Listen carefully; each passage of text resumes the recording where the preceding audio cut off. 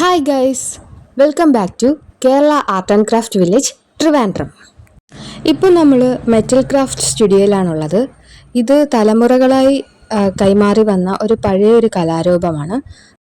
ഈ വർക്ക്സൊക്കെ കാണാൻ പോയ സമയത്ത് ഇത് ചെയ്ത ആർട്ടിസ്റ്റിനൊക്കെ തന്നെ ഞങ്ങൾ അവിടെ കാണുമെന്നൊരിക്കലും പ്രതീക്ഷിച്ചിട്ടുണ്ടായിരുന്നില്ല. രാഷ്ട്രപതി അവാർഡും സ്റ്റേറ്റ് അവാർഡും കിട്ടിയ അദ്ദേഹം തന്നെ തൻ്റെ വർക്കുകൾ എക്സ്പ്ലെയിൻ ചെയ്യുന്നത് കേട്ടാലോ നമുക്ക്. ഇത് 2013 രാഷ്ട്രപതിയുടെ അവാർഡ് കിട്ടിയ എൻട്രിയാണ്. കാമധേനു നൃത്തോത്സവം. അത് 2016 സ്റ്റേറ്റ് അവാർഡ് കിട്ടിയ എൻട്രിയാണ്. സുന്ദരേശ്വരൻ ശിവനാണ് മധുരയിലെ മീനാക്ഷി സുന്ദരേശ്വരൻ. എൻ്റെ ആർട്ടിസ്റ്റാണ് എൻ്റെ വർക്കാണ്. ഇതൊരു 9 മാസം അടുത്ത് ചെയ്തൊരു വർക്കാണ്.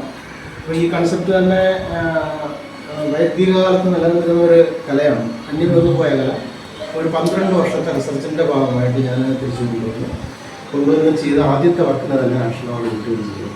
അതും കേരളത്തിൽ സ്വാതന്ത്ര്യം ലഭിച്ചതിന് ശേഷം ആദ്യമായിട്ട് വന്ന നാഷണൽ അവാർഡ് കിട്ടിയിട്ടാണ്. ഞാൻ വാങ്ങിച്ചതിന് ശേഷം ഇതുവരെ ആരും വാങ്ങിച്ചിട്ടില്ല. ഇത് അതെ, ഇത് ഇന്ത്യയിൽ തന്നെ ഇപ്പോൾ ഈ വേദിക് മെറ്റൽ ആർട്ട് ചെയ്യുന്ന ഒരാൾ ഞാൻ മാത്രമേ ഉള്ളൂ. ഞാനിപ്പോൾ നാഷണൽ അവാർഡ് വാങ്ങിച്ചതിന് ശേഷം 26 പേരെ പഠിപ്പിച്ചു. അതിലൊരു 6 പേര് ഇപ്പോൾ ലൈവായിട്ടുണ്ട്. അവർ ഈ സ്റ്റേജിലെത്തി ആയിട്ടില്ല. ഇത് ഇങ്ങനെയാണ് മറ്റേ എംബോസ് ചെയ്യുന്നത് 3 മെറ്റലുകളാണ്. അപ്പോൾ ഈ ഓരോ ലോകത്തിനും ഓരോ സ്വഭാവവും ഓരോ വർണ്ണവും അത് നിലനിർത്തിക്കൊണ്ട് ചെയ്യുന്നതാണ്. ഇതിന് ചില കാൽക്കുലേഷൻസ് ഒക്കെ ഉണ്ട്. ഇപ്പോൾ കാമധേനു എന്ന് പറയുമ്പോൾ 33 കോടി ദേവതാ സങ്കല്പമാണ് ഹിന്ദു വിശ്വാസം അനുസരിച്ച്. അപ്പോൾ അതിൻ്റെ ഓരോ പാർട്ടിലും ഈ ശരീരഭാഗങ്ങളിലും ഓരോ ദേവത വസിക്കുന്നതായിട്ടാണ് സങ്കല്പം. അപ്പോൾ അതുകൊണ്ടാണ് ക്ഷേത്രത്തിലെ ഉത്സവമൊക്കെ കഴിഞ്ഞിട്ട് അടുത്ത ദിവസം ഭഗവാനെ കണി കാണിക്കാനായിട്ട് ഒരു പശുവിനെ കൊണ്ടുവന്നിട്ട് പശുവിനെയും കത്തനെയും കൊണ്ടുവന്നിട്ട് തിരിച്ചു നടക്കും. അതിൻ്റെ പൃഷ്ഠഭാഗമാണ് ഭഗവാൻ കണി കാണുന്നത് ആദ്യം. അതിൻ്റെ കാരണം എന്ന് പറഞ്ഞാൽ മഹാലക്ഷ്മി വസിക്കുന്നത് ഇവിടെ എന്നാണ് സംഗതി.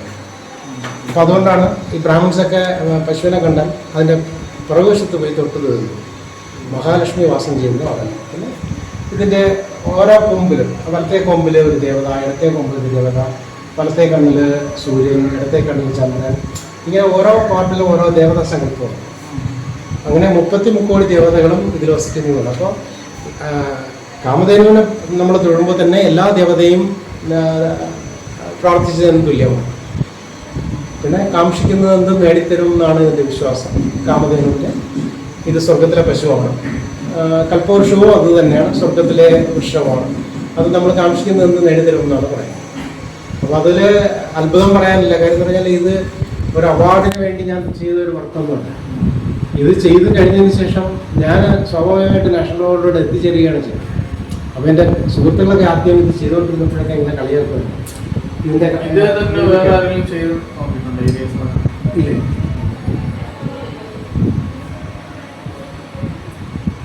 ഇത് അതിൻ്റെ മിനിയേച്ചറാണ്. പിന്നെ മെറ്റലിൽ എന്തും നോക്കി ചെയ്യാൻ പറ്റും.